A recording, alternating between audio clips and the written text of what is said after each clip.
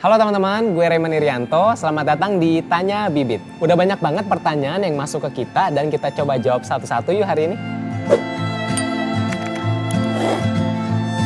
Kita mulai dari pertanyaan pertama dari Andre di Bintaro. Sebenarnya investasi itu sepenting apa sih?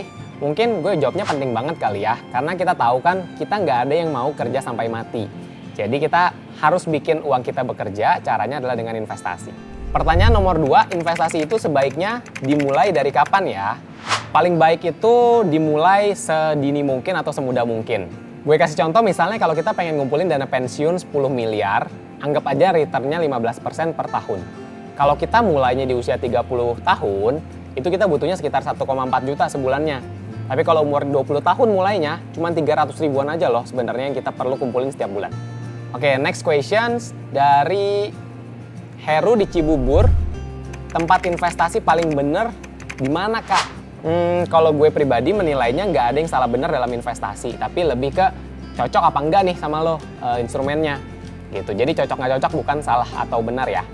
Pertanyaan selanjutnya, mending investasi untuk rumah dulu atau untuk dana pensiun dulu? Jawabannya adalah kenapa nggak dijalanin bareng aja dua-duanya?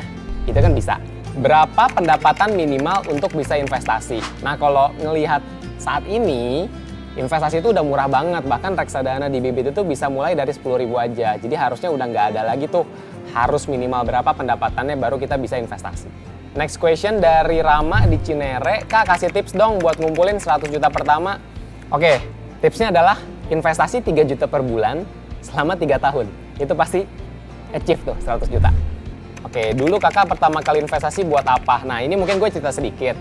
Dulu itu gue mungkin juga sama, gak ada tujuan sama sekali ketika mulai investasi. Tapi akhirnya gue lama-lama belajar dan akhirnya pertama kali invest itu buat tujuan untuk dana menikah. Gitu, dan ya syukurnya hari ini udah menikah sih, jadi dananya udah kepake. Oke lanjut. Pertanyaan selanjutnya ada, pengen investasi tapi keseringan lupa. Buat orang yang sering lupa, mungkin bisa coba pakai auto debit. Ya, saat ini kita punya auto debit Bank Jago sama auto debit pakai GoPay. Jadi itu bisa dicoba untuk meminimalisir lupa. Oke, next question ada, Kak, aku lagi investasi nih, alhamdulillah kekumpul 46 juta. Enaknya beli apa ya, Kak? Bentar-bentar, ini agak aneh sih kalau ditanyain ke Bibit, karena Bibit itu bantu kamu buat investasi, tapi untuk nentuin tujuan keuangan harus kamu tentuin sendiri. Misalnya beli rumah, beli mobil, beli ntar dulu, ini kenapa jadi gue yang pusing ya? Pokoknya tentuin sendiri deh, terserah. Oke teman-teman, segitu dulu ya. Mudah-mudahan menjawab pertanyaan kalian.